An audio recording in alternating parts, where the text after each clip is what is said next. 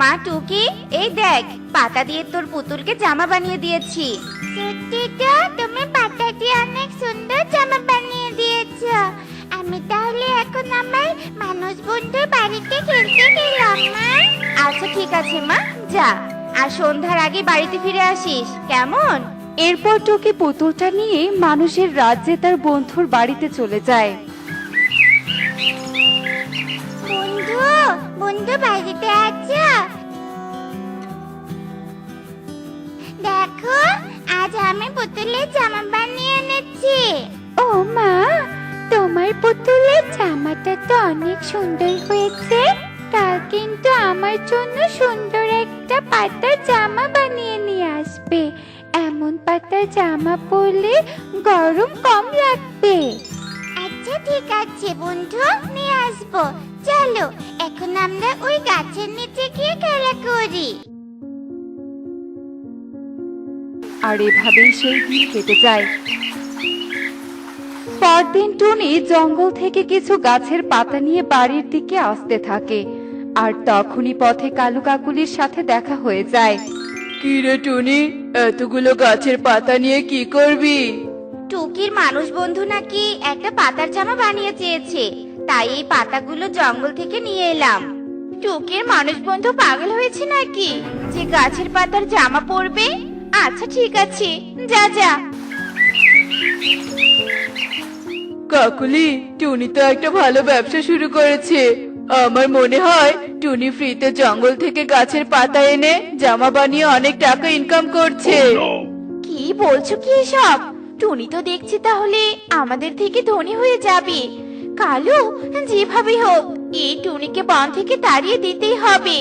আর তখন আমরা ফ্রিতে জঙ্গল থেকে পাতা এনে জামা বানিয়ে অনেক টাকা ইনকাম করব। তা তো বুঝলাম কাকুলি, কিন্তু টুনিকে কিভাবে বন থেকে তাড়িয়ে দিব?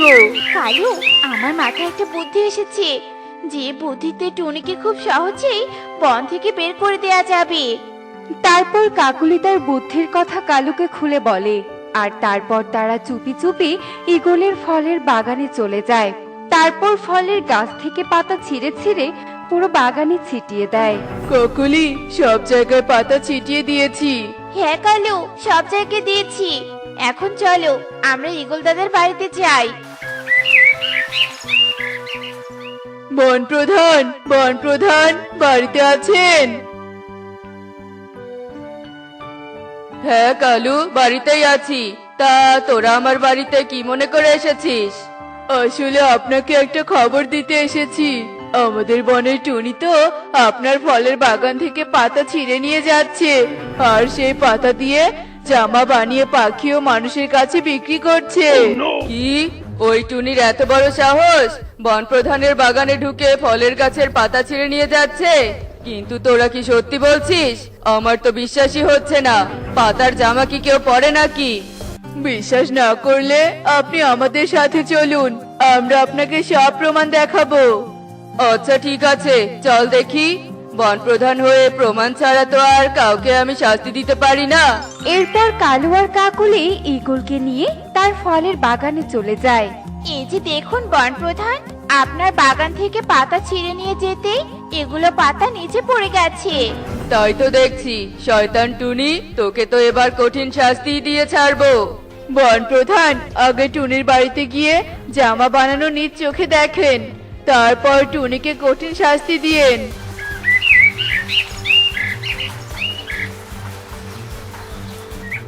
কি টুনি, তোর এত বড় সাহস?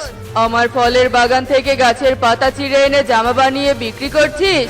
কালু কাকুলি তোর গোপন কাজের কথা না জানালে তো আমি তোকে ধরতেই পারতাম না। বন প্রধান, এসব কি বলছেন? আমি তো আপনার বাগান থেকে পাতা ছিঁড়ে নিয়ে আসিনি। কালু দাদা, এত বড় মিথ্যে অপবাদ তুমি দিতে পারলে? আমি নিজ চোখে যা দেখেছি বন প্রধানকে তাই বলেছি। বন প্রধান, এই মিথ্যেবাদী টুনিকে বন থেকে তাড়িয়ে দিন। এমন চোর পাখির সাথে আমরা বসবাস করতে চাই না। চিন্তা করিস না, আমি এক্ষুনি একে বন থেকে তাড়িয়ে দিব।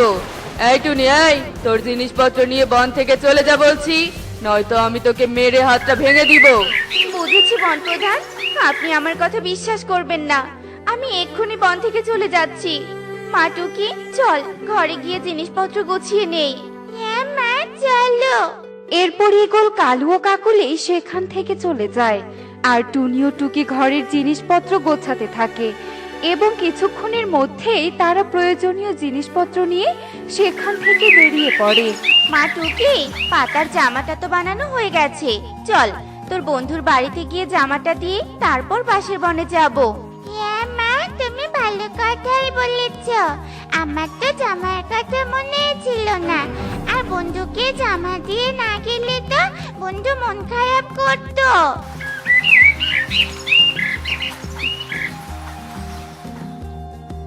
বন্ধু বন্ধু কোথায় তুমি?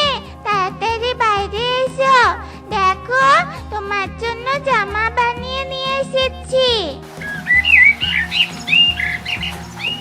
মা দেখো আমার জন্য টুকি কত সুন্দর জামা বানিয়ে এনেছে। এই পাতার জামা পরলে অনেক আরাম লাগবে, তাই না মা? হ্যাঁ রে মা, পাতার জামা পরলে তো শরীর ঠান্ডা থাকে। টুনি তুমি তো অনেক সুন্দর জামা বানাতে পারো। তুমি যদি তোমাদের বনে একটা পাতার জামার দোকান দাও তাহলে মানুষ পাখি সবাই তোমার কাছে জামা কিনতে যাবে, এতে তোমার অনেক টাকাও ইনকাম হবে। কিন্তু দিদি আমাকে তো বন থেকে তাড়িয়ে দিয়েছে। কি বলছো এসব? তোমাকে আবার বন থেকে কে তাড়িয়ে দিয়েছে? তারপর টুনি রিমাকে সব কথা খুলে বলে। আমার মনে হয় ওই কালু কাকুলি নিজেরা পাতা দিয়ে জামা বানিয়ে বিক্রি করবে, আর তাই তোমাকে মিথ্যে অপবাদ দিয়ে বন থেকে তাড়িয়ে দিয়েছে। চিন্তা করো না, তোমাদের বন থেকে তাড়িয়ে দিয়েছে তো কি হয়েছে, তুমি আমাদের বাড়িতে থাকবে আর আমাদের গাছের পাতা দিয়ে জামা বানিয়ে বিক্রি করবে। সত্যি বলছো দিদি? তুমি তোমাদের বাড়িতে আমাকে জায়গা দিবে? হ্যাঁ টুনি, আমি সত্যি বলছি। সব জিনিসপত্র ঘরে রেখে আমার সাথে বাগানে চলো, তোমাকে আমাদের গাছের বাগানটা দেখিয়ে দেই। মিথ্যে অপবাদ দিয়ে তো টুনিকে বন থেকে তাড়িয়ে দিলাম। এবার চলো কাকুলি, জঙ্গল থেকে গাছের পাতা এনে জামা বানানোর কাজ শুরু করে দেই। হ্যাঁ কালু চলো। এরপর কালু কাকুলি ঝুড়ি নিয়ে গাছের পাতা আনতে জঙ্গলে চলে যায় আর তাদের সব কথা আকাশ থেকে এক পরী শুনে ফেলে। এই পাখি দুটো তো খুব খারাপ। টুনি পাখিকে মিথ্যে অপবাদ দিয়ে তাড়িয়ে দিয়েছিস তাই না? এবার এমন শিক্ষা দিব যে টুনি পাখিকে বনে নিয়ে আসতে বাধ্য করবি।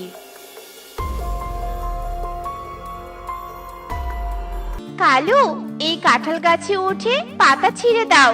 কাঁঠাল গাছের পাতা শক্ত আছে, তাই জামা বানালে সহজে ছিঁড়বে না। এরপর কালু কাঁঠাল গাছে উঠে পড়ে আর তখনই পরী তার জাদু শক্তি দিয়ে সাপ হয়ে কালুর কাছে চলে যায় আর সাপটি কালুর শরীরে পেঁচিয়ে ধরে। ওরে বাবারে, ওরে মারে! কাকুলি তাড়াতাড়ি আমাকে এই সাপের হাত থেকে বাঁচাও, এই সাপ যে আমাকে মেরে ফেলবে। ওরে বাবারে! আমি কি করে বাঁচাবো কালু? সে সাপের কাছে গেলে তো সাপটা আমাকে কামড় দিয়ে মেরে ফেলবে। এখন দেখছি তোদের মনে মরার জন্য খুব ভয় হচ্ছে, কিন্তু যখন অন্য পাখিকে মিথ্যে অপবাদ দিয়ে বন থেকে তাড়িয়ে দিয়েছিলি তখন এমন ভয় হয়নি। সাপ, তুমি কথা বলতে পারো? দয়া করে আমাকে ছেড়ে দাও, আমি আর কখনো কোনো পাখিকে মিথ্যে অপবাদ দিয়ে বন থেকে তাড়িয়ে দিব না। আগে টুনি পাখিকে বন থেকে ফিরিয়ে নিয়ে আয়, তারপরেই তোকে ছেড়ে দিব। আর শোন, শুধু পাখিকে নয় বনের সব পাখিকে এখানে নিয়ে আসবি। তোরা কত খারাপ সেটা তো বনের পাখিরাও জানবে। আচ্ছা ঠিক আছে সাপ, আমি এক্ষুনি সবাইকে ডেকে নিয়ে আসছি।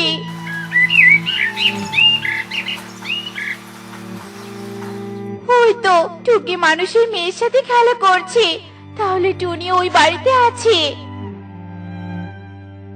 টুনি বোন, আমাদের ক্ষমা করে দে, আমরা তোর সাথে অন্যায় করেছি আর তাই আজ বড় বিপদে পড়েছি, আমাদের ক্ষমা করে দে বোন।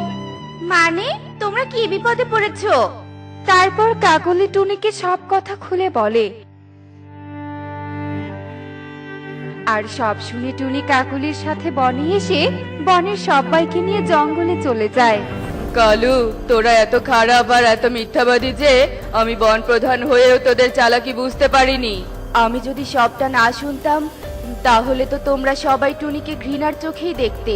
তাই বলি কি, কারো মিথ্যে কথা শুনে কাউকে শাস্তি না দিয়ে কথাটা ভালো করে যাচাই করে তারপর শাস্তি দেওয়া উচিত। হ্যাঁ পরি, আমি এখন থেকে তাই করব। টুনি, আমাকে তুই ক্ষমা করে দিস। আর কালু কাকুলি, তোরা বন থেকে চলে যাবি। তোদের মতো পাখিকে আমি আমার বনে রাখতে চাই না। এরপর কালু কাকুলি বন ছেড়ে চলে যায় আর টুনি সবকিছু নিয়ে তার বাড়িতে ফিরে আসে। একে কানক, এত জোরে ঝড় বাতাস হচ্ছে তবুও কোনো আম পড়ছে না কেন? ওই দেখ, দুটো আম পড়েছে। চল টুকি, দুজনে দুটো আম ভাগাভাগি করে নেই আর এক্ষুনি এখান থেকে চলে যাই। হ্যাঁ কানক, চল। মা বলে ঝড় বাতাসে বাইরে থাকতে নেই, তা না হলে যে কোনো দুর্ঘটনা হয়ে যেতে পারে। এরপর টুকি ও কনক দুজনে একটা করে আম কুড়িয়ে নিয়ে সেখান থেকে চলে যায়। আর যাওয়ার সময় তারা একটা খরগোশ ছানাকে দেখতে পায়। বাঁচাও, আমাকে কেউ বাঁচাও, আমাকে কেউ বাঁচাও। আরে, খরগোশ ছানাটা অনেক বড় বিপদে পড়েছে আর জীবন হারানোর ভয়ে কারো কাছে সাহায্য চাইছে। আর এখানে তো আমরা ছাড়া আর কেউ নেই। এখন আমাদের উচিত খরগোশ ছানাকে সাহায্য করা। না টুকি, ওকে সাহায্য করতে গেলে আমাদের বিপদ হয়ে যেতে পারে। তাই চল, এক্ষুনি আমরা এখান থেকে চলে যাই। না কনক, আমার মা বলে কেউ বিপদে পড়লে তাকে সাহায্য করতে হয়, আর ভয় পেয়ে পালিয়ে গেলে আমরা কখনোই খরগোশ ছানার কাছে ক্ষমা পাবো না, বুঝলে? এই কথা বলে টুকি তার পাশে পড়ে থাকা একটা কাঠ নিয়ে সাপকে তাড়িয়ে দেয়। আমার জীবন বাঁচানোর জন্য তোমাকে অনেক ধন্যবাদ। আচ্ছা, তুমি একা এই বনে কেন এসেছো? তুমি জানো না এই বনে অনেক হিংস্র পশু থাকে আর যে কোনো সময় তোমার বিপদ হয়ে যেতে পারে। এবারের মতো তো আমরা তোমাকে বাঁচিয়ে নিলাম, আরেকবার বিপদে পড়ার আগে বাড়িতে চলে যাও। এই বনে এসে আমি আমার মালিককে হারিয়ে ফেলেছি, আর আমি তো অনেক ছোট, তাই আমি আমার মালিকের বাড়ি যাওয়ার পথটা চিনি না। কিন্তু এখানে থাকলে তো তুমি আবার বিপদে পড়ে যাবে। এর থেকে ভালো তুমি আমাদের বাড়িতে চলো, আর তোমার মালিককে খুঁজে না পাওয়া পর্যন্ত তুমি আমাদের সাথে থেকো, কেমন? এরপর টুকি খরগোশ ছানাকে পিঠে নিয়ে বাড়িতে চলে যায় আর কনকও তার বাড়িতে চলে যায়। একি রে মা, এত সুন্দর খরগোশ ছানাকে তুই কোথা থেকে নিয়ে এলি? এরপর টুকি টনিকে সব কথা খুলে বলে। ঠিক আছে, এখন থেকেও আমাদের সাথেই থাকবে। টনি মাসি, ও টনি মাসি, আমার খুব গরম লেগেছে, আর গরমে ঠান্ডা পানি ছাড়া আমি গোসল করতে পারি না। আর এজন্য আমার মালিক আমার জন্য একটা সুইমিং পুল বানিয়ে দিয়েছিল। তুই এতদিন হয়তো অনেক ধনীর বাড়িতে ছিলি, কিন্তু আমরা তো অনেক গরিব, আমাদের নুন আনতে পান্তা ফুরিয়ে যায়। তোকে আমরা এই গরমের জন্য সুইমিং পুল বানিয়ে দিব কিভাবে বলতো? ইকরির বাবা তো ইকরিকে একটা সুইমিং পুল বানিয়ে দিয়েছে মা।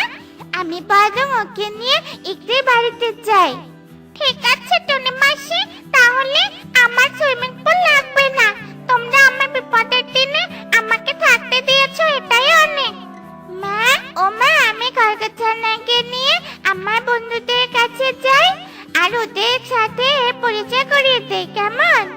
এরপর টুকি খরগোশ ছানাকে নিয়ে ইকরির বাড়িতে চলে যায়। ইকরি, এই ইকরি, এই দেখ, ও আমাদের নতুন বন্ধু।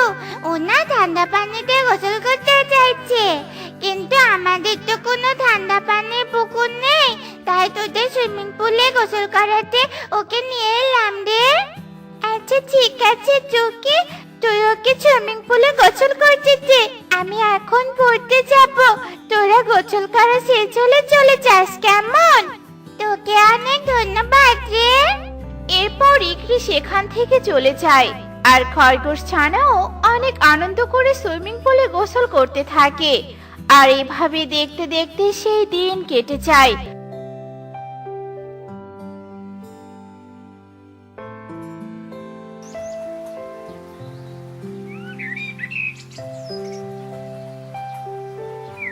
আর এভাবে রোজ টুকি খরগোশ ছানাকে নিয়ে ইকরিদের সুইমিং পুলে যেত। আর এভাবে দেখতে দেখতে বেশ কিছুদিন কেটে যায়। আর আবারও একদিন টুকি ও তার খরগোশ ছানা ইকরিদের সুইমিং পুলে যায়। এসো টকি, তুমিও এসো। এই গরমে ঠান্ডা পানিতে গোসল করলে তোমার খুব ভালো লাগবে। সত্যি বলছো? আমি কখনো এমন সুইমিং পুলে গোসল করিনি, তবে তোমার কথা শুনে আমারও ঠান্ডা পানিতে নেমে গোসল করতে খুব ইচ্ছে করছে। তাহলে দেরি করছিস কেন? আর তুই আমাদের সাথে আয়। এরপর টুকি ইকরি ও খরগোশ ছানা মিলে অনেক মজা করে গোসল করতে থাকে। আর কিছুক্ষণ পরে সেখানে ইগলি চলে আসে। হায় হায় রে, এ কি দেখছি আমি! আমার এত দামি সুইমিং পুলে গরিব টুনির মেয়ে এসে গোসল করছে। গেল রে গেল, সুইমিং পুলের ঠান্ডা পানিগুলো নোংরা হয়ে গেল। আর সাথে দেখি একটা খরগোশ ছানাকেও এনেছে। মা, ও মা, তুমি ওদেরকে বকো না। ওরা তো আমার খুব ভালো বন্ধু। ওরা আমার খুব ভালো বন্ধু? চুপ কর বজ্জাত মেয়ে, তোকে না কতবার বলেছি এর সাথে না মিশতে, তবুও তুই ওর সাথে বন্ধুত্ব করেছিস। আজ তোর বাবা বাড়িতে আসুক, তারপর তোকে দেখাবো মজা। মাসি, ও মাসি, তুমি ওকে বকা দিও না মাসি। আমি জানি আমরা গরিব, আর এই জন্য আমরা গরমের দিনেও ওই পুকুরেই গোসল করি। কিন্তু ওরা বললো ঠান্ডা পানিতে গোসল করলে নাকি খুব ভালো লাগবে, আর এই জন্য আমি। চুপ কর, অনেক বকবক করেছিস। এখন তোরই খরগোশ ছানাকে নিয়ে এখান থেকে বিদায় হয়ে যা, আর কখনো যেন তোকে বাড়িতে আসতে না দেখি। এরপর টুকি ও খরগোশ ছানা কাঁদতে কাঁদতে সেখান থেকে চলে যায়। এ কি রে মা, তোরা কোথায় গিয়েছিলি? আর তোদের চোখে পানি কেন? কি হয়েছে তোদের? টুকি তার মাকে ইগলির খারাপ ব্যবহারের কথা খুলে বলে। কাঁদিস না মা, তোরা কাঁদিস না। ধনীরা আমাদের মতো গরিবদেরকে অবহেলা করবে, কিন্তু তোরা যেন কখনো কাউকে অবহেলা করিস না রে মা। কেউ মনে কষ্ট পায় এমন কথা কাউকেই বলবি না, কেমন?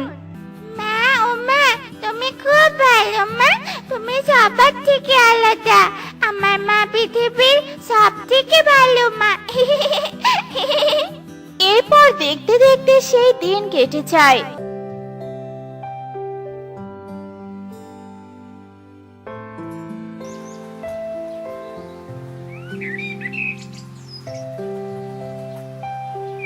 পরের দিন সকালে টনি ও টুকি তাদের বাড়ির সামনে অনেক বড় একটা সুইমিং পুল দেখতে পায়। এ কি, এত বড় সুইমিং পুল এখানে কিভাবে এলো? আমি বলছি মাসি, এই সুইমিং পুলটা আমার মালিক তোমাদেরকে উপহার দিয়েছে। তার মানে তুমি তোমার মালিককে খুঁজে পেয়েছো? কিন্তু কিভাবে? শোনো তবে, ওই তো আমার মালিক। কিন্তু আমার মালিক এত রাতে কোথায় যাচ্ছে? এখনই আমাকে আমার মালিকের কাছে যেতে হবে। এরপর আমি আমার মালিকের সামনে যাই। এ কি, তুই এতদিন কোথায় ছিলি? আমি যে তোকে প্রতিদিন এই বনে খুঁজতে আসি, আজও তোকে খুঁজতে এসেছিলাম, কিন্তু তোকে কোথাও খুঁজে না পেয়ে আমি বাড়িতে ফিরে যাচ্ছিলাম। ওই যে বাড়িটা দেখতে পাচ্ছ, ওটা হচ্ছে টনি মাসির বাড়ি, আর ওই বাড়িতেই আমি ছিলাম মালিক। ঠিক আছে, তোকে একবার যখন খুঁজে পেয়েছি আর হারাতে চাই না। চল, তুই এখনই আমার সাথে চল। না মালিক, টনি মাসিকে না বলে আমি আপনার সাথে যেতে পারবো না, কেননা ওরা এতদিন আমাকে অনেক যত্ন করেছে। আর মালিক, আপনার তো অনেক টাকা, টনি মাসিকে একটা সুইমিং পুল বানিয়ে দিন না মালিক। এই গরমে ওরা ঠান্ডা পানিতে গোসল করতে পারে না। ঠিক আছে, তুই যা বলবি তাই হবে। এরপর আমার মালিক এই সুইমিং পুলটা বানিয়ে দেয়। তোমরা এখন থেকে গরমের দিনে এখানেই গোসল করবে, কেমন? ওই তো আমার মালিক এসে গেছে, এখন আমাকে যেতে হবে। বিদায় টুনি মাসি, বিদায় টুকি। এরপর খরগোশ ছানা তার মালিকের সাথে চলে যায়। আর টনি ও টুকিদের সুইমিং পুলে বনের অনেকে গোসল করতে আসে। আর এর বিনিময়ে টুনিকে টাকা দিয়ে চলে যায়। আর এভাবেই টুনি ও তার মেয়ে টুকি সুখে দিন কাটাতে থাকে। দেখলে তো বন্ধুরা, কেউ বিপদে পড়লে ভয় না পেয়ে তাকে সাহায্য করতে হয়, কেননা তার মতো তুমিও কোনো বিপদে পড়তে পারো। তাই একে অপরের বিপদে এগিয়ে গিয়ে আমাদের মিলেমিশে থাকা উচিত।